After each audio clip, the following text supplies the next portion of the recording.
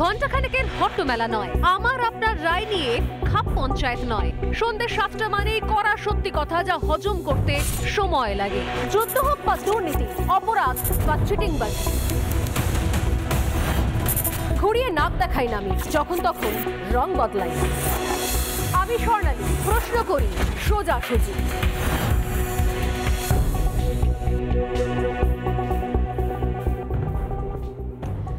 প্রতি মুহূর্তে প্রতিবেশী দেশ অশান্ত হচ্ছে, নতুন নতুন কারণে অশান্ত হচ্ছে।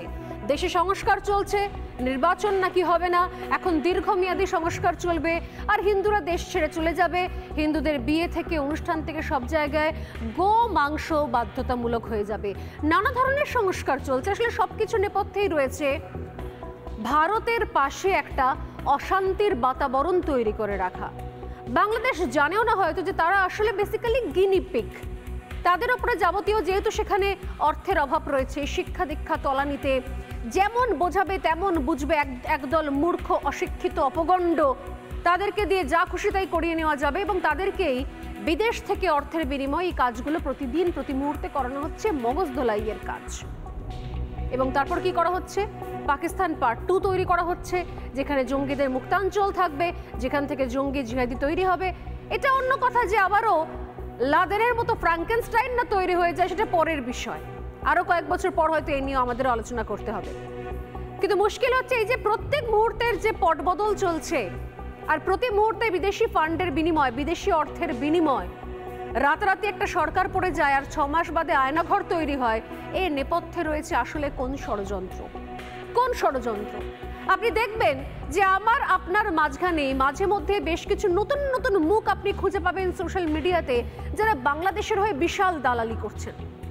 তারা নিজেকে সাংবাদিক হিসেবে পরিচয় দেয়, কিন্তু আসলে সেই অর্থে দেখতে গেলে সাংবাদিকতার কোনো অভিজ্ঞতাই এদের নেই। না এরা মাঠে ময়দানে ঘুরে কখনো রিপোর্টিং করেছে, না কোনো হার্ডকোর নিউজের খবর করেছে, কোনো কিছুই নয়। শুধুমাত্র নিজস্ব নিজের মতো করে এজেন্ডা বেসড কিছু লেখালেখির মধ্যে দিয়ে এদের পরিচয়। এবং তারা কিভাবে বিদেশি ফান্ডে প্রত্যেক মুহূর্তে বাংলাদেশের হয়ে সাফাই গাইছে, এত কিছু দেখার পরেও এদের কলমে কখনো আপনি হিন্দু নির্যাতনের খবর খুঁজে পাবেন না। এদের কলমে কখনো গোমাংস নিয়ে যে বাধ্যবাধকতা চাপিয়ে দেওয়া হয়েছে, সেখানে হিন্দু পরিবার, হিন্দু বিয়ে, হিন্দু হোটেল, নিরামিষ হোটেলে, সেগুলো নিয়ে কখনো কোনো কথা খুঁজে পাবেন না। অথচ কি নাকি এক আয়না ঘর, সেইটা নিয়ে এরা বড় বড় লেকচার দিতে শুরু করেছেন এবং নাকি সেসব নিয়ে বড় বড় লেখাও লিখতে শুরু করেছেন। আসলে এরা প্রত্যেকেই বিদেশি অর্থের বিনিময় মদতপুষ্ট, বিদেশি অর্থে মদতপুষ্ট বাংলাদেশের দালাল, যারা আসলে দেশে থেকে দেশ বিরোধী কাজ করে চলেছেন প্রত্যেক মুহূর্তে। এক একজনের এক এক রকমের মুখোশ রয়েছে। কারোর মুখোশ রয়েছে সাংবাদিক নাকি, কিন্তু সেই অর্থে সাংবাদিকতার কোনো পাঠ নেই, সাংবাদিকতা কখনো করেও নি, হার্ডকোর নিউজ রিপোর্টিং সেসবের সঙ্গে দূর অবধি কোনো যোগাযোগ নেই। কারোর মুখোশ রয়েছে কেউ ডাক্তার, কারোর মুখোশ রয়েছে কেউ ইঞ্জিনিয়ার, কারোর মুখোশ রয়েছে কেউ কবি, কারোর মুখোশ রয়েছে কেউ নাকি ফিল্ম ক্রিটিক অর্থাৎ সিনেমার সমালোচক, কারোর মুখোশ রয়েছে তিনি নাকি ডকুমেন্টারি মেকার বা ফিল্ম মেকার। অথচ ঝুলিতে উঁকি মেরে দেখবেন শেষ কবে না জানি একটা সিনেমা করেছিল বোধহয়, এখনো পর্যন্ত তার নামও কেউ মনে রাখেনি, না তো সেটা ব্যবসা করেছে। এগুলো বিভিন্ন ধরনের মুখোশ রয়েছে, কবির মুখোশ, সাহিত্যিকের মুখোশ, ব্লগারের মুখোশ, সাংবাদিকের মুখোশ। তারা কোমর বেঁধে নেমে পড়েছে যে ভারত সরকার নাকি খুব অন্যায় করছে এবং ইউনূস নাকি অসাধারণভাবে বাংলাদেশ চালাচ্ছে এবং শেখ হাসিনার চরমতম হিংস্রতার ছবি একটা একটা করে তুলে ধরছে। এর নেপথ্যে কি কি কাজ চলছে একটা একটা করে আজকে এই জিনিসগুলো স্পষ্ট করার দরকার রয়েছে এবং সেগুলো স্পষ্ট করব। আপনারা জানেন যে অনেকে যে মুহূর্ত থেকে হাসিনা সরকারের পতন হয়ে গেল, বিগত কয়েকদিন ধরে আমরাও চিৎকার করছি, রিপাবলিক বাংলাও তথ্য প্রমাণ সহকারে প্রতিদিন বলছে। আজকে আরো একটা এপিসোড নিয়ে কথা বলবো, যার নাম হচ্ছে আয়না ঘর। ভাবুন, একটা দেশে রাতারাতি ক্ষমতার পালাবদল হয়ে গেল। কোথা থেকে টাকা এলো, কোথা থেকে ইনভেস্টমেন্ট হলো, কে এলো, কি করলো, গুলি কারা চালালো, আদৌ পুলিশ গুলি চালিয়েছে কিনা, পুলিশের কাছে ছিল রাবার বুলেট, তাহলে খুনটা হলো কি করে, যারা মারা গেলেন, যারা শহীদ হয়ে গেলেন, তারা কি করে 2 মাস, 2.5 মাস, 3.5 মাস, 4.5 মাস বাদে স্বমূর্তি ধারণ করে ফিরে এলেন, আর বললেন নাকি কোনো একটা ভুল বোঝাবুঝি হয়েছিল বলে এক একটা পদ মন্ত্রক সমন্বয়কের দায়িত্ব সামলে নিচ্ছেন। পুরোটা একটা গাঁজাখড়ি গল্প ছিল না? আর নতুন গাঁজাখড়ি গল্পের সংযোজন হচ্ছে নাকি আয়নাঘর। কি এই আয়নাঘর? হঠাৎ করে মোহাম্মদ ইউনূস যখন বারবার করে প্রশ্নবাণে বিদ্ধ হচ্ছে, ওদিকে তো ট্রাম্পও চলে এসেছে, চাপ ক্রমশ বাড়ছে। কিসের ভিত্তিতে দেশটা চালাচ্ছ তুমি? নির্বাচিত সরকার তোমরা না, ভোট হয়েছে না, মানুষের সমর্থন রয়েছে না, নির্বাচন করাবে না, কোনো সংস্কার করাবে না, আসলে কিছুই কিছু হচ্ছে না। তাহলে কিসের ভিত্তিতে তোমরা গদি আঁকড়ে বসে আছো? আমাদের প্রতিবেশী দেশ, প্রত্যেক মুহূর্তে সেখানে জঙ্গিদেরকে ছেড়ে দিচ্ছ, জঙ্গি চাষ করছো, জঙ্গিদের ডেকে এনে বাবা বাচ্চা করে জামাই আদর করে তাদেরকে দিয়ে যা খুশি কাজ করানোর জন্য বর্ডার টপকে আবার আমাদের দেশে পাঠিয়ে দিচ্ছ। 6টা মাস পার হয়ে গেছে, এবার বিভিন্ন ধরনের প্রশ্নের সম্মুখীন যে মুহূর্তে হচ্ছে ইউনূস, সেই মুহূর্তে নতুন নতুন যাত্রা পালার মঞ্চ তৈরি হচ্ছে। 6 মাস পার হয়ে গেছে, বাংলাদেশের অন্তর্বর্তী সরকারের প্রধান উপদেষ্টা তার সাঙ্গপাঙ্গ নিয়ে হঠাৎ করে বুধবার ঢাকায় আয়নাঘর নাকি খুঁজে পেয়ে গেছে।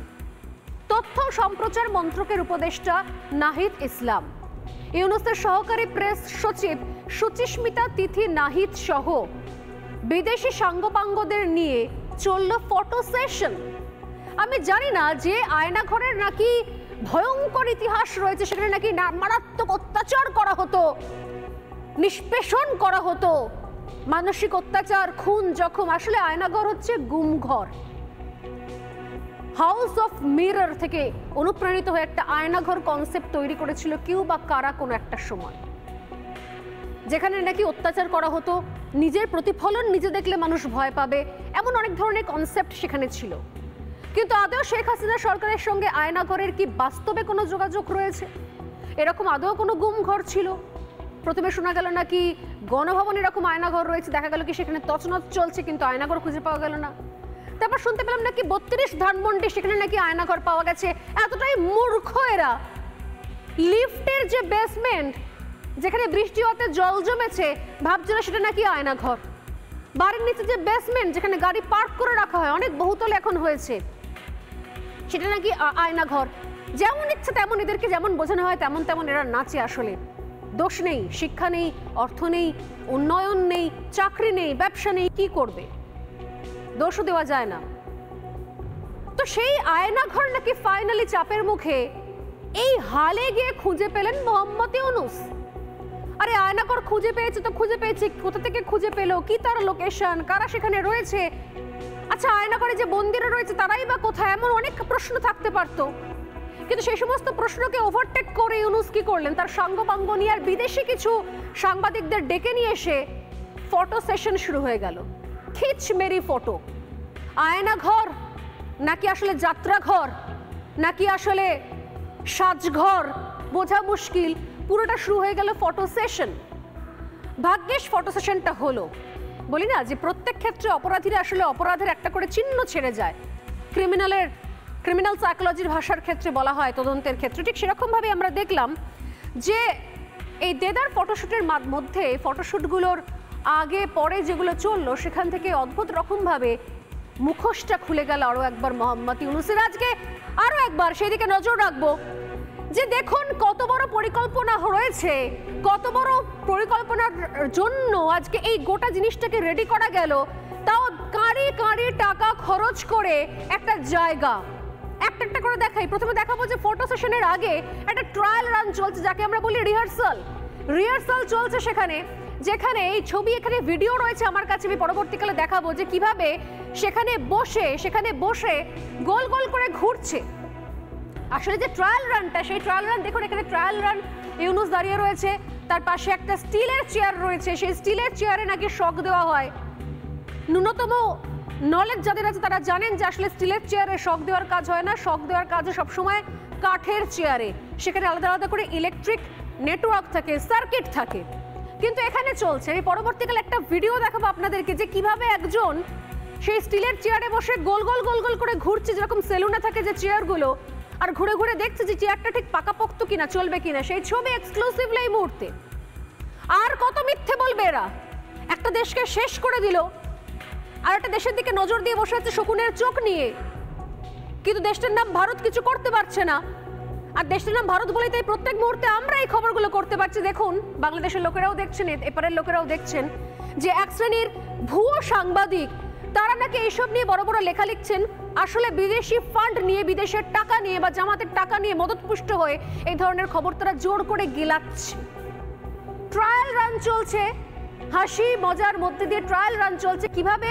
কিভাবে যে এখানে এই ধরনের এই চেয়ারটাকে দেখানো হবে, ফটো সেশন হবে। নেক্সট ছবি দেখাবো আমি, ট্রায়াল রানটা তো দেখালাম, উপরে কেউ বসে রয়েছে। এবার দেখাবো আমি চকচকে পরিষ্কার দেওয়াল। আচ্ছা, এতদিনের গুম ঘর, আয়না ঘর, কি বিভৎস! সেখানে নাকি সূর্যের আলো পৌঁছতো না, এই তো ঝাঁ চকচকে আলো আমি দেখতে পাচ্ছি। টিউব কানেকশন লাগানো রয়েছে প্রত্যেকটা ফ্রেমের বাইরে। দেখুন চকচক করছে ওয়াল, একদম পলেস্তরা চকচক করছে। প্লাস্টার অফ প্যারিস সাদা রং করা হয়েছে, কোথাও এক বিন্দু ঝুল খুঁজে পাবেন না। এ কেমন আয়না ঘর! কতদিন ধরে নাটক করা হয়েছে, এই জন্য 6 মাস সময় লেগেছে যাতে পুরোটা তৈরি করা যায়। রং টং করে ট্রায়াল রান দিয়ে সাজানো গোছানো যায় একটা সেট, একটা সিনেমা শুটিং এর সেট। নেক্সট, এমন গ্রিল আয়না ঘরের যে সমস্ত চোরা গোপ্তা, চোরা কুঠুরি রয়েছে, যেখানে নাকি মানুষ নিজের প্রাণ ত্যাগ করেছে কষ্ট যন্ত্রণার মধ্যে দিয়ে, গুম ঘরের মধ্যে দিয়ে, সেখানকার গ্রিল দেখুন সদ্য রং করা হয়েছে। এই গ্রিলে কোথাও জং নেই, চকচক করছে গ্রিল। এই নাকি আয়না ঘরের গ্রিল। এত বাজে স্ক্রিপ্ট, এত বাজে সেটআপ। আমেরিকা তো চড় মেরে পয়সা ফেরত নিয়ে নেবে প্রত্যেকের থেকে, বলবে কোনো কাজ করনি, ঢপের কীর্তন, সমস্ত পয়সা ফেরত নিয়ে নেবে। গ্রিল আছে অথচ জং নেই, চকচক করছে গ্রিল। নেক্সট ছবি দেখাবো আমি। ইউনুসের দপ্তর থেকে কিন্তু এই ছবিগুলোকে পাবলিশ করা হয়েছে। আমি বলছি ছবিগুলো কিন্তু আমার কালেকশন নয়, রিপাবলিক বাংলা কিন্তু ওখানে গিয়ে ছবি তুলে আনিনি। এই ছবিগুলো ইউনুসের দপ্তর থেকে তোলা হয়েছে। দেখুন বড় বড় করে কোণে আমি লিখে দিয়েছি, সৌজন্য ইউনুসের দপ্তর। ইউনুসের দপ্তর থেকে ছবিগুলোকে দেওয়া হয়েছে। এবার দেখাবো, দেখুন গুম ঘর। সেই গুম ঘরে নাকি টয়লেট রয়েছে, সেই টয়লেট নাকি নতুন কোমোড। দেখুন অবস্থা, ব্র্যান্ড নিউ কোমোড। সেই কোমোড ইনস্টল করা হয়েছে গুম ঘরে। তার সামনে দেখুন নতুন গাঁথনি। এই যে গাঁথনিটা দেখতে পাচ্ছেন, এই যে গাঁথনিটা, এই যে নিচের গাঁথনিটা চকচক করছে, সদ্য ইটের গাঁথনি করা হয়েছে, তাড়াহুড়ো করে করা হয়েছে। একটা দেওয়াল, সেই দেওয়ালটাকে মাঝখানে চটিয়ে কোনো রকম ভাবে একটা, এই সামনে যেটা দেখাচ্ছি আমি, সামনে এটা দেখুন, কোনোভাবে কয়েকটা ইট জুড়ে সেখানে দেওয়ালে গাঁথনি করা হয়েছে। একটা সবুজ আচ্ছা খাসা দেওয়াল ছিল, সেটাকে ভেঙে রাতারাতি সেখানে একটা গাঁথনি করা হয়েছে। এটা নাকি হচ্ছে আয়নাঘর গুম ঘর। বোঝো ঠেলা! কোন দেশে ভাই আয়নাঘর গুম ঘরের মধ্যে এত দামি কোমোড সিস্টেম থাকে? এটা নর্মাল কোমোড নয়, দামি কোমোড লাগানো রয়েছে। এরপর তো আরো ভালো, আরো মজার ছবি, ব্র্যান্ড নিউ সুইচ বোর্ড। এত ভালো সুইচ বোর্ড আমার আপনার বাড়িতেও হয়তো থাকে না। দেখুন কি ভালো সুইচ বোর্ড লাগিয়ে রেখেছে। তাড়াহুড়ো করতে গিয়ে বিদেশ থেকে ফান্ড এসছে তো, আমেরিকা থেকে কোটি কোটি টাকা, ইউএসএ এর টাকা, করবেটা কি? দামি সুইচ বোর্ড কিনে নিয়েছে ভুল করে, তাড়াহুড়ো, সময় চলে যাচ্ছে, আয়না ঘর তৈরি করতে পারেনি, তাই দামি সুইচ বোর্ড লাগিয়ে রেখে দিয়েছে। এটা নাকি ঘুম ঘরের সুইচ বোর্ড। হাস্যকর, দুর্বল চিত্রনাট্য। নেক্সট ছবি দেখাবো আমি। নেক্সট ছবি, চকচকে সুইচ বোর্ডের আগে দেখুন আয়না ঘরের টয়লেট, আয়না ঘরের শৌচালয়। যারা দেখছেন তারা দেখুন আর মন খুলে হাসুন। এত বড় কমেডি শো, এত বড় সার্কাস, এত বড় কমেডি সিনেমা সচরাচর দেখতে পাওয়া যায় না। আচ্ছা আচ্ছা, বড় বড় দেশেও এরকম সুন্দর রিসর্টের মতো, হোটেলের মতো টাইলস দিয়ে বাঁধানো ঝাঁ চকচকে এরকম শৌচালয় দেখতে পাওয়া যায় না, যেখানে নাকি জঙ্গিদেরকে বা যেখানে নাকি যারা অপরাধ করতো, যারা নাকি দেশবিরোধী কথা বলেছে, তাদেরকে নাকি নিয়ে গিয়ে অত্যন্ত অত্যাচার করে, ইলেকট্রিক শক দিয়ে তাদেরকে অন্ধকার কুঠুরির মধ্যে দিনের পর দিন অত্যাচার করে নাকি যেখানে তাদেরকে মেরে ফেলা হতো, বডি গুম করে ফেলা হতো। তাদের জন্য কি অসাধারণ একটা শৌচালয় বানিয়ে রেখেছিলেন শেখ হাসিনা। গল্প কথা, গল্পে গরু গাছে ওঠে, আর বাংলাদেশে গল্পে আয়না ঘরে রিসর্টের মতো শৌচালয় থাকে। এদের সত্যি সত্যি উচিত হচ্ছে গল্প উপন্যাসে মন দেওয়া, এই সমস্ত বাঁদরামো বন্ধ করে মন দিয়ে গল্প উপন্যাস লেখা। কি সুন্দর ঝাঁ চকচকে নতুন শাওয়ার ফাওয়ার লাগিয়ে একটা ঝাঁ চকচকে করে বলছে এই হচ্ছে Aynaghor, please come R shoot করুন, ফটো শুট করুন। নেক্সট আসছে ট্রায়াল, যেটা ট্রায়াল রান দেখলাম কিছুক্ষণ আগে। ট্রায়াল চেয়ার আসলে ঠিক নয়, আসলে যে চেয়ারে বসে ট্রায়াল দেওয়া হয়েছে একটা স্টিলের চেয়ারকে এনে বসিয়ে দেওয়া হয়েছে। এইখানে নাকি গুম করে নাকি শক দেওয়া হতো। স্টিলের চেয়ারের শক কোথায় দেয়? যারা ন্যূনতম ইলেকট্রিকের নলেজ রাখেন তারা জানেন যে স্টিলের চেয়ারে কখনো শক দেওয়া হয় না, শক দেওয়া হয় কাঠের চেয়ারে বসিয়ে, এবং তার পেছনে ইলেকট্রিক কানেকশন থাকে। স্টিলের চেয়ারে যদি শক দেওয়া হয় তাহলে পুরো স্টিলের চেয়ারটাই তড়িতাহত হয়ে যাবে, যিনি সেই চেয়ার ধরবেন তিনি পর্যন্ত শকড হয়ে যাবেন, আলাদা করে মাথা বা হাতে শক দেওয়ার দরকার থাকবে না। নিবে এই সমস্ত গল্প কথা বাদ দিয়ে আমরা এগিয়ে যাই, নেক্সট ছবিতে দেখি, খুব তাড়াতাড়ি ছবি দেখাবো। দেখুন এক্সস্ট ফ্যান, আসলে এটা এক্সস্ট ফ্যান নতুন করে ইনস্টল করা হয়েছে, পরপর সারি সারি এক্সস্ট ফ্যান, নতুন ঝাঁচকচকে ওয়াল, কোথাও কোনো ঝুল ধুলো দেখতে পাচ্ছেন? দেখতে পেলে আমাকে বলবেন কিন্তু, যারা দেখছেন টিভিতে, যারা দেখছেন ইউটিউবে, প্লিজ কমেন্ট করে জানাবেন যে হ্যাঁ স্বর্ণালীদি আমরা কিন্তু ধুল ঝুলো দেখতে পেয়েছি, আপনি দেখতে পাচ্ছেন না। দেখুন এক একটা ঘরে দেখবেন, আমি দেখাচ্ছি আপনাদের, ডাবল ডাবল চিমনি, যাতে কোনো কষ্ট না হয়, যাতে সঙ্গে সঙ্গে মানে যাতে কোনো অসুবিধা না হয়, যাতে ভেতরে ঘরটা গরম না হয়, গরম বাতাস বেরিয়ে যায়। হাস্যকর নয়? শেখ হাসিনা নাকি এত উদার মনে ছিলেন, তিনি নাকি double double chimney, double double exhaust fan নাকি লাগিয়ে রেখে দিয়েছিলেন যাতে বন্দীদের কোনো কষ্ট না হয়। আরে গুম ঘরটাই ছিল না তো বন্দীদের কষ্ট কোত্থেকে? তাড়াতাড়ি করে সাজাতে গিয়ে ভুলভাল জিনিস সাজানো হয়ে গেছে। নেক্সট আমি দেখাবো, দেখুন বিদেশি সাংবাদিকদের, দেখুন বিদেশি সাংবাদিক নিয়ে গেছেন, যারা টাকা দিয়েছে মালিকদের তো নিয়ে যেতে হবে, মালিক পক্ষকে নিয়ে গেছে মোহাম্মদ ইউনূস দেখাবার জন্য যে finally sir we have arranged, আমরা একটা কিছু অ্যারেঞ্জ করে ফেলেছি, একটা টেম্পোরারি গুম ঘর, আয়না ঘর বানানোর জন্য আপনারা যে ফান্ড দিয়েছিলেন কিছু আমরা বানিয়ে নিতে পেরেছি। বিদেশি সাংবাদিকদের পাশে নিয়ে মোহাম্মদ ইউনূস কথা বলছেন। আর কোনো ছবি রয়েছে? আরো অনেক ছবি রয়েছে ইউনূসের দপ্তরে, আমি দেখছিলাম প্রায় 50-52 খানা ছবি, অত ছবি দেখানোর সময় নেই আমার। আর লাস্ট ছবি দেখাবো ফটোশুট, দেখুন কি হাসি মুখ, স্মাইলিং ফেস, আর সামনে অজস্র ক্যামেরা খিচিক খিচিক করে ছবি তুলছে, কি সুন্দর ফটো সেশন চলছে। ফাইনালি বন্ধুগণ আমরা একটা আয়নাঘর বানাতে পারলাম বিপুল অর্থের বিনিময়। যে দায়িত্ব আমাদের দেওয়া হয়েছিল আমেরিকার তরফ থেকে, যে দেশের মধ্যে চূড়ান্ত অরাজকতার পরিস্থিতি তৈরি করা, অরাজক পরিস্থিতি, এবং তারপর দেখাও যে তুমি গুমঘর বা আয়নাঘর খুঁজে পেয়েছো, সেটা ফাইনালি দেখানো গেল। আমি সত্যি সত্যি এই নতুন এতগুলো ছবি, প্রায় আমি দেখছিলাম যে সরকারের তরফ থেকে প্রায় 52 খানা ছবি, সম্ভবত 52 বা 53 খানা ছবি আপলোড করা হয়েছে। তার মধ্যে কিছু ছবি আমি তুলে ধরে দেখালাম। যে চেয়ার, সেই চেয়ার দেখে বলা হচ্ছে নাকি শেখ হাসিনা ডিজিএফআই কে দিয়ে বিরোধী নেতাদের ধরে এনে আয়নাঘরের চেয়ারে বসে নাকি ইলেকট্রিক শক দিত। কিন্তু ইলেকট্রিক চেয়ার যদি মেটালিক হয় তাহলে টর্চার সেলে টর্চার করার জন্য ফ্লোরে দাঁড়িয়ে থাকা শরীর দিয়ে বিদ্যুৎ প্রবাহিত হবে, এবং এই কারণে সারা পৃথিবীতে ইলেকট্রিক চেয়ার তৈরি হয় কাঠ দিয়ে। অর্থাৎ ইউনূসের সাজানো ষড়যন্ত্রের একটা মুখোশ ইতিমধ্যেই খুলে গেছে, বাকি মুখোশগুলো তো দায়িত্ব নিয়ে খুলেই দিলাম।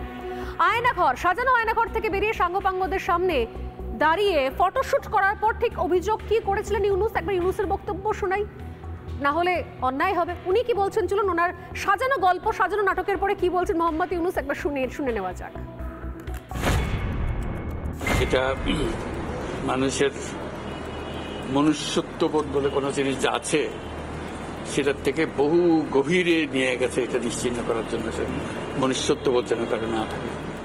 নৃশংস অবস্থা প্রতিটি জিনিস যে হয়েছে এখানে, এবং যারা নিগৃহীত হয়েছে, যারা এটা শিকার হয়েছে, তারা আমাদের সঙ্গে আছে, তাদের মুখের থেকে শুনলাম কিভাবে হয়েছে, কোনো ব্যাখ্যা নেই।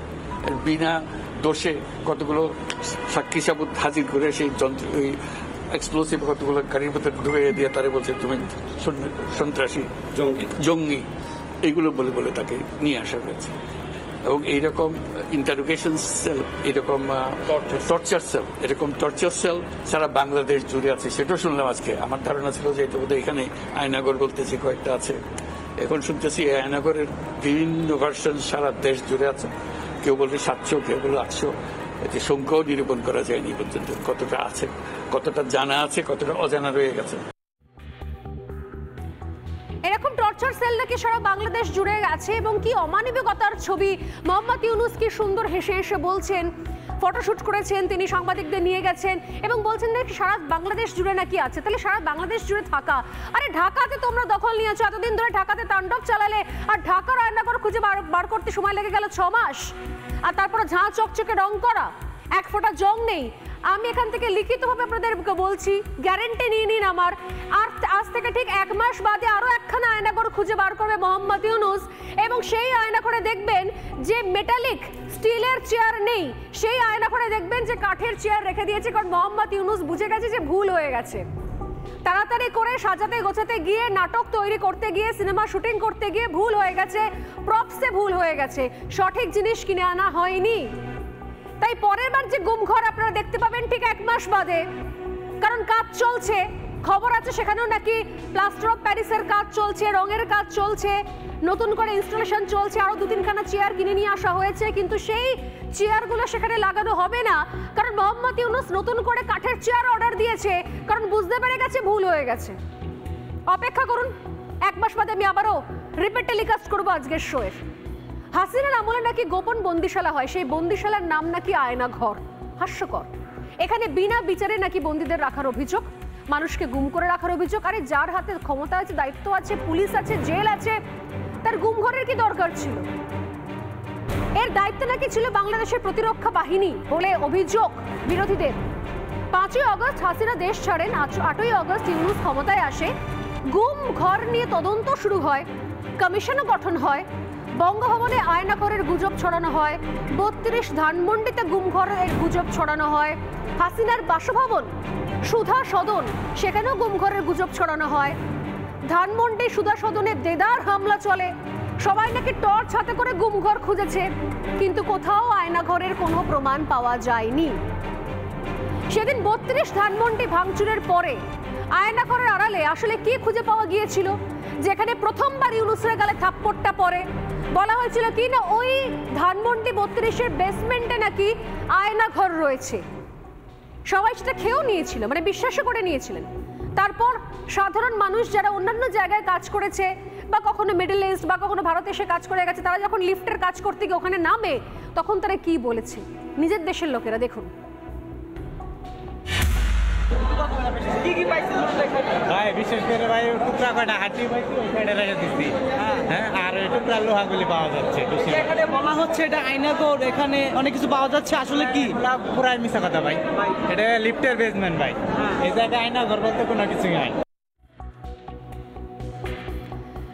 কিভাবে বিভ্রান্তির খবর ছড়ানো হচ্ছে, আমি আরো ছবি প্রমাণ দিয়ে দেখাবো যে কিভাবে বিভিন্ন অ্যাকাউন্টে মিথ্যে ছবি দিয়ে বলা হচ্ছে যে এইটাই নাকি আয়নাঘর, এইটাই নাকি আয়নাঘর। আসলে আয়নাঘর তখনও তৈরি হচ্ছিল, আন্ডার কনস্ট্রাকশন।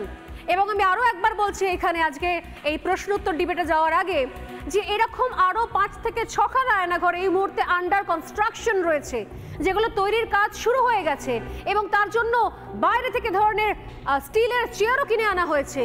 কিন্তু নিঃসন্দেহে আজকের এই এপিসোড দেখার পর ইউনূস প্ল্যান চেঞ্জ করে দেবেন, এবং আমরা যেরকম খবর পেয়েছি সেখানে কাঠের চেয়ার বসার ভাবনা চিন্তা ইতিমধ্যে শুরু হয়ে গেছে, কারণ বিজ্ঞানগত দিক থেকে একটুখানি ভুল হয়ে গেছিল।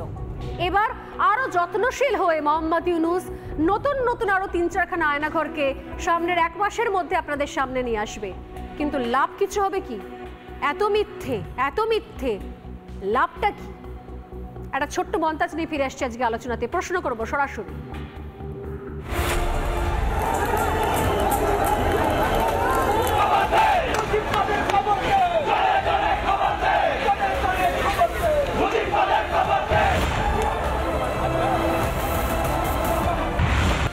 এরকম টর্চার সেল সারা বাংলাদেশ জুড়ে আছে। মনুষ্যত্ববোধ বলে কোনো জিনিস যা আছে সেটার থেকে বহু গভীরে নিয়ে গেছে এটা নিশ্চিহ্ন করার জন্য। নৃশংস অবস্থা, প্রতিটি জিনিস যে হয়েছে এখানে। মুরগির খাঁচা চেয়ে বড় হবে এরকম অবস্থা, মুরগিও নড়াচড়ার যেরকম জায়গা পায় না, ওরও নড়াচড়ার কোনো জায়গা নেই। ওকে অবস্থা রাখা হয়েছে মাসের পর মাস, বছরের পর বছর।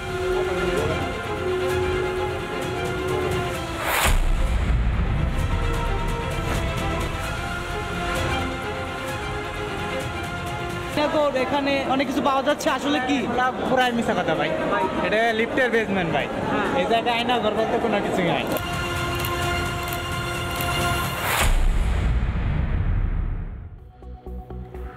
যে ছবিগুলো সরকারি তরফ থেকে, বাংলাদেশের সরকারের তরফ থেকে ইউনূসের দপ্তর নিজেই পোস্ট করেছে, সেই ছবিগুলোর তো একটা করে বিশ্লেষণ করিয়ে দিয়েছি। বাকি যে প্রশ্নগুলো রয়েছে আমার, সেই প্রশ্নগুলো নিয়ে আমি আসছি।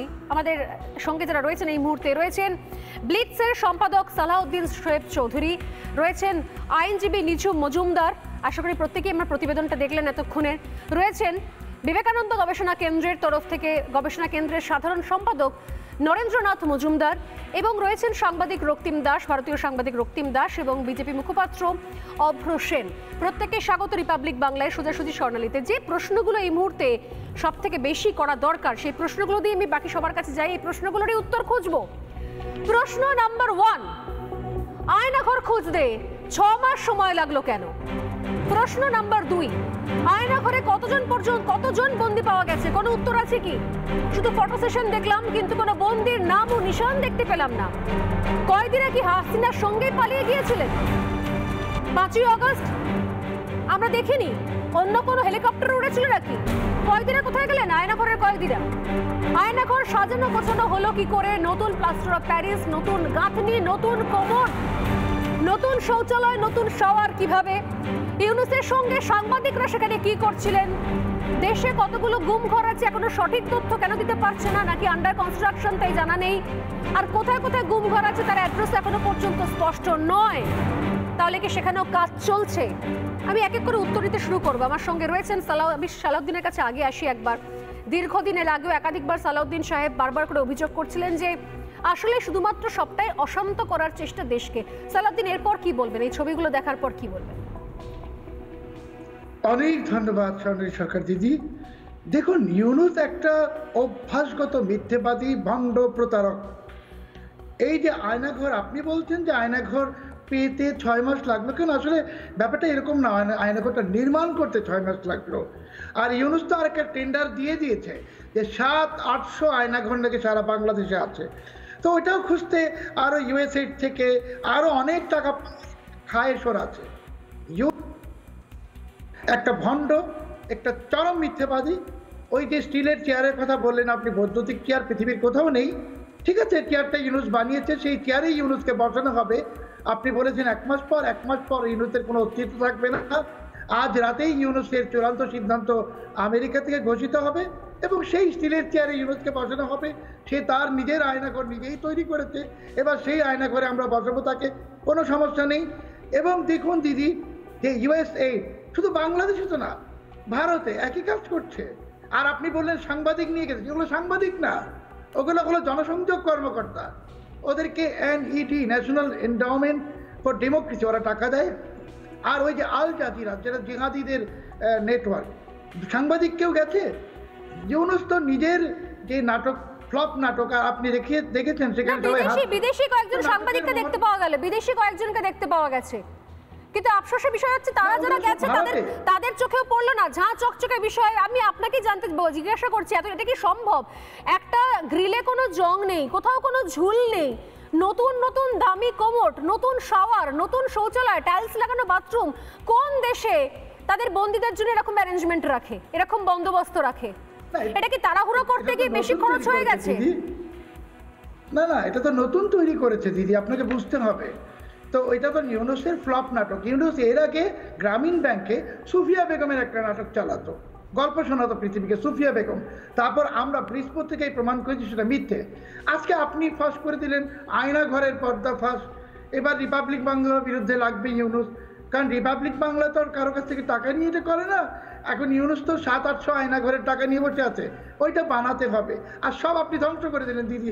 আপনি এত নিষ্ঠুর কেন, এত নির্মম কেন? ইউনুস কিছু টাকা কামাতো, তার দালালরা কিছু টাকা কামাতো, আপনি কেমন করলেন দিদি? এটা ঠিক করলেন না। ইউনুস বেচারা এই টাকাগুলো চুরি করার জন্য রেডি ছিল, সেই তার একদম বাড়া ভাতে আপনি ছাই ঢেলে দিয়েছেন। এসব আয়নাঘর ফায়নাঘর সব ফ্লপ নাটক দিদি, ফ্লপ নাটক। তবে বললাম, যেহেতু বানিয়েছে সেখানে ইউনুসকে দিয়ে আমি এই স্টিলের চেয়ারটা, আমরা বাংলাদেশের মানুষ, ওকে দিয়ে এটা উদ্বোধন করাবো, এটা নিশ্চিত থাকবো। আমি আপনার কথার সঙ্গে আমি বাকিদের উত্তর শুনবো, কিন্তু আফসোস হচ্ছে যে বেশ কিছু সাংবাদিক ঘটনাচক্র এখন, তার মধ্যে এখানে অভ্র রয়েছেন, রক্তিমবাবু রয়েছেন, তারাও বলতে পারবেন আরো ভালো করে।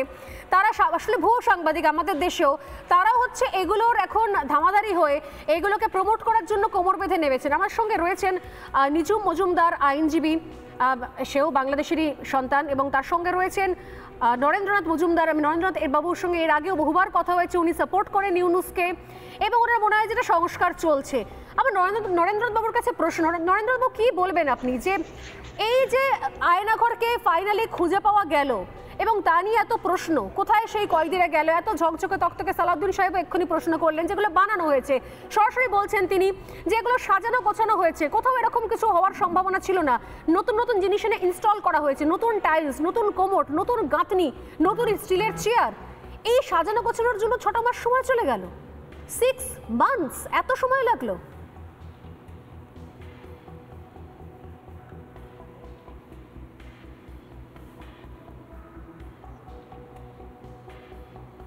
আপনি শুনতে পাচ্ছেন নরেন্দ্রনাথ বাবু? হ্যাঁ, আমি বলবো দিদি নমস্কার। শোনেন, নমস্কার। আয়নাঘরে তো আমি নিজে সরাসরি যাইনি। আয়নাঘরে যে সমস্ত বন্দীরা গেছে ইতিপূর্বে, যারা সেখান থেকে এসে সে নির্মমতার বর্ণনা দিচ্ছে, তাদের কাছে বোঝা যাবে আয়নাঘরের কতটা কষ্ট। আর যদি আয়নাঘর বলেন আর জেলখানা বলেন, কোনো হসপিটাল বলেন, যেখানে কোনো অফিসার পরিদর্শনে যায় সেখানে অবশ্যই একটু পরিষ্কার পরিচ্ছন্ন করা হয়। আর যেখানে রাষ্ট্রের প্রধান যাবেন সেখানে কি একটু ঝুলকালি পরিষ্কার পরিচ্ছন্ন করা হবে না? এটাই স্বাভাবিক। আপনি এখানে এত সময় নষ্ট না করে আপনার উচিত ছিল আপনাদের ভারতের সাংবাদিক অর্কদেবের ফেসবুকে পোস্টটা। না না, আপনি জাননি কেন? আপনি জাননি কেন?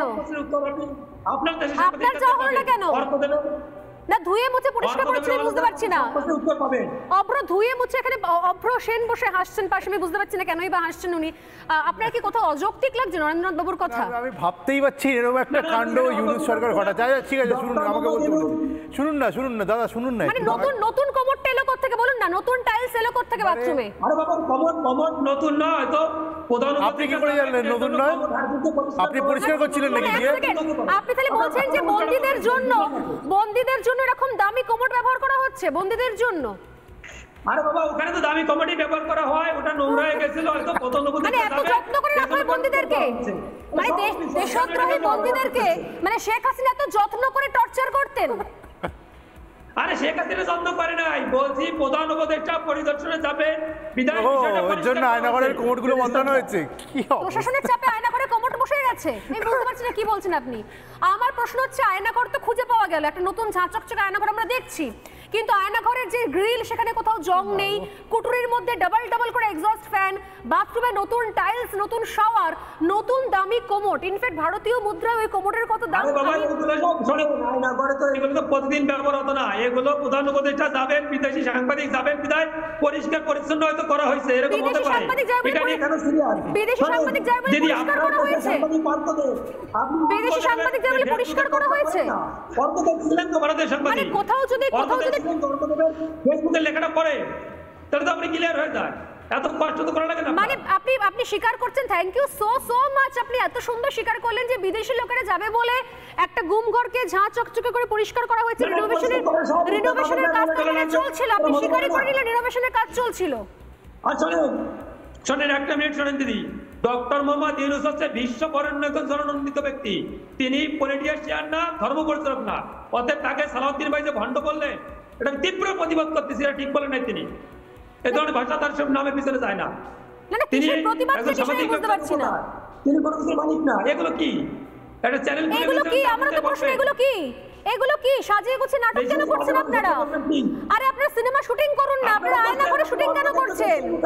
আয়নাঘরে শুটিং কেন করছেন? রক্তিম এখানে রয়েছেন, শুরু থেকে বলে আসছেন আয়নাঘর নিয়ে। রক্তিম, নরেন্দ্র বাবুর কথা কিছু বুঝতে পারছেন? যদি কোথাও কিছু গুমঘরের সন্ধান পাওয়া যায়, বিদেশি লোক আসবে বলে সেই গুমঘরকে পরিষ্কার করে কেউ সেখানে নতুন করে কোমর বসায়, যে কোমর বসিয়েছে দামি কোমর, ভারতীয় মুদ্রায় কোমরের দাম 9 থেকে 10,000 টাকা, বাংলাদেশে নিশ্চয়ই আরো বেশি। দেখুন, নতুন গাঁথনি দেওয়া হয়েছে, বিদেশি সাংবাদিক আসবে বলে। এসব কি নরেন্দ্রবাবু? আমি ভীষণ আশাহত আপনার থেকে এই কথা শুনে। আপনি একটা সেন্সিবল শিক্ষিত মানুষ, আপনি বলছেন যে বিদেশি লোক আসবে বলে পরিষ্কার পরিচ্ছন্ন করা হয়েছে, রং করা হয়েছে। মানুষকে বোকা বানানো হচ্ছে, মানুষকে বোকা বানানো হচ্ছে। আচ্ছা, আপনি আমাকে বলুন যে স্টিলের চেয়ারে কি করে ইলেকট্রিক শক দেওয়া যায় বলুন। আপনি আমাকে বলুন যে স্টিলের চেয়ারে কি করে ইলেকট্রিক শক দেওয়া যায়? কোন বিজ্ঞানী স্টিলের চেয়ারে ইলেকট্রিক শক দেওয়া হয় বলুন দেখি? আমি বুঝতে পারছি না। পুলিশ আর্মি আছেন যারা এগুলো কাজে জড়িত, তারা ভালো বুঝবে। যারা রিমান্ডে নেয় এগুলো আমি জড়িত না। আরে এটা তো সাজানো গোছানো, মানে শুটিং করার জন্য আপনারা বেকার এতখানি টাকা নষ্ট করলেন। আপনাদের থেকে টাকা নিয়ে নেবে এবার, আর ফেরত দেবে না টাকা। রক্তিম, 10 সেকেন্ড, রক্তিম কি বলবেন? আমি একটা বড় খবর এই মুহূর্তে আমার কাছে আসছে, আমি ব্রেক করব। আমি যেটা বলি যে প্রথমত নরেন্দ্রনাথ বাবুর সঙ্গে কথা বলতেই আমার ইদানিং একটু ভয় লাগছে। কারণ ওনার সঙ্গে শেষ সাক্ষাৎকারের পরেই আমার ফেসবুক অ্যাকাউন্টটি মেটা খেয়ে নিয়েছে ওনাদের লোকজনদের উৎসাহে। এত রিপোর্ট করেছেন ওনারা যে আমার ফেসবুক অ্যাকাউন্টটা খেয়ে নিয়েছেন। আমার মতো একটা সাধারণ মানুষকে ওনারা এত ভয় পান। প্রশ্ন হচ্ছে যে আপনারা ওখানে কমর টমর সবই দেখেছেন, আমি আরও দুটো জিনিস দেখেছি। সেটা হচ্ছে, এক হচ্ছে ওখানে একটি সুদৃশ্য লাল টাওয়েল নতুন ঝুলছিল। আমি জানি না আসামিরা টাওয়েল ইউজ করেন কি না, একদম নতুন টাওয়েল।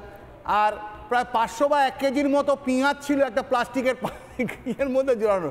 তো এই পেঁয়াজটা কি ওই মানে ভারত থেকে যাওয়া পেঁয়াজ নাকি ওখানে রেখে দেওয়া হয়েছে?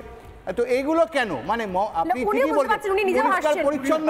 আমি আসছি নিজুম বাবু, নিজুম মজুমদার রয়েছেন, অগ্রসেন রয়েছে। নিজুম বাবু, আমি আপনাদের সবার থেকে একটুখানি সময় চেয়ে নিচ্ছি এই মুহূর্তে। খুব গুরুত্বপূর্ণ একটা খবর, আমার দেশের খবর, ভারতের এই মুহূর্তে সব থেকে বড় খবর এসে আমার কাছে পৌঁছেছে, তাই আমি সবার কাছে সময় চেয়ে এই মুহূর্তে একটা বড় খবর ব্রেক করছি। খবর হচ্ছে আমাদের মণিপুর নিয়ে।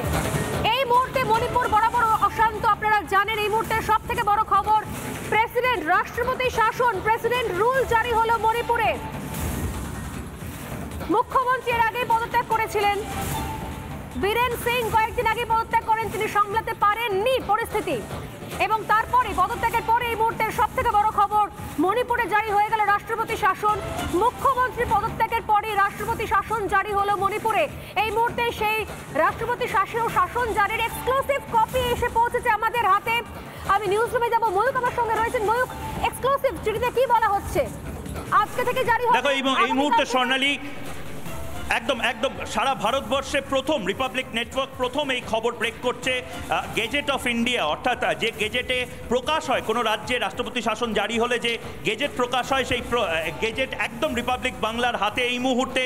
প্রেসিডেন্ট দ্রৌপদী মুর্মুর সাইন করা সেই কাগজ এই মুহূর্তে 356 ধারা জারি হলো। এই মুহূর্তের সবচেয়ে বড় খবর, ভারতবর্ষে প্রধানমন্ত্রী নরেন্দ্র মোদীর আমলে একটি রাজ্যে রাষ্ট্রপতি শাসন জারি হলো, এবং তৃতীয় দফায় মণিপুরে রাষ্ট্রপতি শাসন জারি হওয়ার মানে হলো ডিপ স্টেটের আরো বড় দোকান, সবচেয়ে বড় দোকান, যে দোকানটি মণিপুরে খুলে বসে থেকেছিল ডিপ স্টেট, সেই দোকানটি বন্ধ হলো। প্রধানমন্ত্রী নরেন্দ্র মোদী এবং ডোনাল্ড ট্রাম্পের মিটিং 6 ঘন্টা বাকি, তার আগেই সবচেয়ে বড় এই মুহূর্তের খবর, ডিপ স্টেট যেভাবে মণিপুরকে ধ্বংস করার চেষ্টা করেছিল, এই মুহূর্তে আমার হাতে যে কাগজ রয়েছে, assume two myself as president of India, powers conferred under article 356 of the Constitution, I propose all powers vested in or accessible by the governor of that state.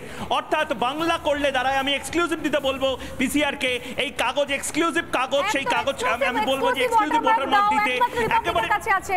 Mayukh, আজকে রাত থেকে নাকি কাল সকাল থেকে কি বলা হচ্ছে? অবিলম্বে কার্যকরী হবে, ইমিডিয়েট এফেক্টে। স্বর্ণালী, ইমিডিয়েট এফেক্টে, অর্থাৎ এই মুহূর্তে আমরা কথা বলছি, এখন থেকেই রাষ্ট্রপতি শাসন জারি হলো। রাষ্ট্রপতি শাসন জারি হয়ে গেল। এক্সক্লুসিভ কপি, আমি এই কপির ছবি দেখাবো খুব সংক্ষেপে, যেহেতু বিজেপি মুখপাত্র রয়েছেন এখানে, অপ্রত্যেকটা রিয়াকশনও নিয়ে নেব। দেখুন, ওখানে যা পরিস্থিতি সেটা বিবেচনা করে যেটা ঠিক মনে হয়েছে সেটাই করা হয়েছে। আমাদের দেশে সিকিউরিটি নিয়ে ইন্টারনাল কনফ্লিক্ট যদি রেজলিউশন করা হয়, সেই ক্ষেত্রে কোনো ধরনের কম্প্রোমাইজ সিচুয়েশন আমরা কিন্তু বরদাস্ত করি না, এটাই আরেকটা প্রমাণ। এর বহু দশক আগে থেকেই কিন্তু মণিপুরে বিভিন্ন রকমের এথনিক কনফ্লিক্ট চলে আসছিল, এবং এর আগের যে সরকারগুলো ছিল, মূলত কংগ্রেস সরকার, বারবার ফেল করেছে। কিন্তু আমাদের সরকার যখন থেকে ক্ষমতায় এসছে, তারপরে যখন একটা কনফ্লিক্ট দেখা দিয়েছে, আমরা প্রোঅ্যাক্টিভলি সেই কনফ্লিক্ট রেজলিউশনের পথে হেঁটেছি, এবং এটা আরেকটা বড় স্টেপ। এরপরে আমার বিশ্বাস কনফ্লিক্ট রেজলিউশন পুরোপুরি হবে এবং মণিপুর পুরোপুরি ঠান্ডা হবে। প্রয়োজনীয় ছিল বোধহয় মণিপুরের এই পদক্ষেপটা, কারণ মনে হচ্ছে যে এটা দৃষ্টান্ত, ওখানে কিন্তু কোনো অবিজেপি সরকার ছিল না, সুতরাং অবিজেপি সরকার নিজের সরকারকে তারা সরিয়ে দিয়ে দেশের স্বার্থে কম্প্রোমাইজ করলো না সরকার। এটা কিন্তু দৃষ্টান্ত, সঠিক কথা। রক্তিম বাবুর সঙ্গে যেহেতু নিজুম বাবু আমাদের সঙ্গে রয়েছে, নিজুম বাবু, আমাদের দেশের বড় খবর চলে এসেছিল, আমি তো আপনার কাছে যাব একবার, যে বারবার করে আমরা বলছিলাম যে ডিপ স্টেটের বিভিন্ন জায়গা থেকে কার্যকরী চলছে, পরিকল্পনা চলছে, প্রচুর টাকা আসছে, মূলত হচ্ছে এই পূর্ব ভারতের বিপুল অংশকে অশান্ত করা এবং বাংলাদেশকে অশান্ত করা। তার নমুনা আমরা দেখলাম। এত টাকা এসছে বলে তাই তড়িঘড়িতে বোধ হয় সেখানে আয়নাঘর তৈরি করতে গিয়ে একটু তাড়াতাড়িতে চটজলদিতে একটু বেশি খরচ হয়ে গেছে। দামি শাওয়ার, দামি কোমোড, দামি সুইচ বোর্ড, নতুন রং, কি বলবেন খুব সংক্ষেপে? আমি যে কথা বলতে চাই সেটা হচ্ছে যে ভদ্রলোক এখানে কথা বললেন, নরেন্দ্রনাথ মজুমদার, আমি খুবই বিস্মিত হলাম তার কথা শুনে। প্রথমে তার কথার একটু জবাব দেই। মানে কোন একটা ক্রাইম সিন, মানে যেটাকে ক্রাইম সিন বলা হচ্ছে, আয়নাঘরের কথা বারবার বলা হচ্ছে, উনার কথা অনুযায়ী যে কোথাও যদি কোনো মার্ডার হয় বা কোথাও যদি কোনো অপরাধ হয়, তাহলে সেটা কেউ পরিদর্শন করতে আসলে সেটাকে ধুয়ে মুছে পরিষ্কার করে তারপরে আপনার সেটা দেখানো হয়। মানে আমার কাছে একজন আইনজীবী হিসেবে এই জিনিসটা আমার কাছে খুবই বিস্ময়কর। আমার মনে হয় উনি জানি না, ইউনূসের পক্ষে বলতে বলতে উনার মাথা মনে একটু খারাপ হয়ে গেছে, কি বলবে বুঝতে পারছেন না। আমি আপনাকে যে তথ্যটা দিতে পারি, 2021 সালে ইউএসএইড আপনার এই যে IRI রিপাবলিকান ইনস্টিটিউট যেটা আছে, বলা হচ্ছে যাদের মাধ্যমে বাংলাদেশে বিভিন্ন সাংবাদিক, তারপরে শিক্ষিকা, গায়িকা, সাংবাদিক এরা অর্থ পেয়েছে। আমার কাছে যে রিপোর্টটা আছে সেখানে ন্যাশনাল এন্ডোমেন্ট ফর ডেমোক্রেসি বলছে যে তাদেরকে $900,000 মানে $9 লক্ষ দেওয়া হয়েছে 2021 সালে। আমার কাছে এই রিপোর্টটা আছে, ন্যাশনাল এন্ডোমেন্ট ফর ডেমোক্রেসি, যারা CIA ব্যাক। তো এইসব টাকা পয়সা খেয়ে তারা নানান ধরনের নাটক সাজিয়েছে। আয়নাঘর ছিল, মাথায় রাখতে হবে যে এই আয়নাঘর পুরো জিনিসটা কারা প্রথম ব্রেক করেছে, এইটা করেছে নেত্র নিউজ নামে একটি পত্রিকা। এখন আপনারা যদি নেত্র নিউজের সাইটে যান তাহলে দেখবেন অ্যাবাউট আছে লেখা আছে যে তাদের ফান্ডিংটা হয় ন্যাশনাল এন্ডোমেন্ট ফর ডেমোক্রেসির মাধ্যমে। একদম এই ন্যাশনাল এন্ডোমেন্ট ফর ডেমোক্রেসি কে, এটা খুঁজতে গেলে আপনি উইকিলিক্সে গেলেই পেয়ে যাবেন। এটা CIA এর সিস্টার কনসার্ন। মানে পুরোটাই একটা সাজানো গোছানো পরিকল্পনা। আজকে আমাদের সময় একদম নেই, তুমি আলোচনা এখানেই শেষ করলাম। আমার যদিও বিশ্বাস রয়েছে নরেন্দ্রনাথ বাবু তিনি নিজেও শিক্ষিত এবং তিনি নিজেও বুঝতে পারছেন যে কি চলছে, কিন্তু কিছু কিছু সময় আমাদের বাধ্যবাধকতা থাকে যে আমাদের নির্দিষ্ট পছন্দের দলের হয়ে বলতেই হয়, হয়তো সেই বাধ্যবাধকতা ওনার রয়েছে। আজকে যেহেতু একটা বড় খবর চলে এসেছে আমি এখানেই শেষ করলাম, কিন্তু নজর থাকবে আমাদের প্রতিবেশী দেশের দিকে। এবং অবশ্যই এই মুহূর্তে সবথেকে বড় খবর, মণিপুরে রাষ্ট্রপতি শাসন জারি হলো, তা নিয়ে প্রতি মুহূর্তের আপডেট আমরা তুলে ধরবো। একটা বিরতি নিয়ে ফিরে আসছি, সঙ্গে থাকুন।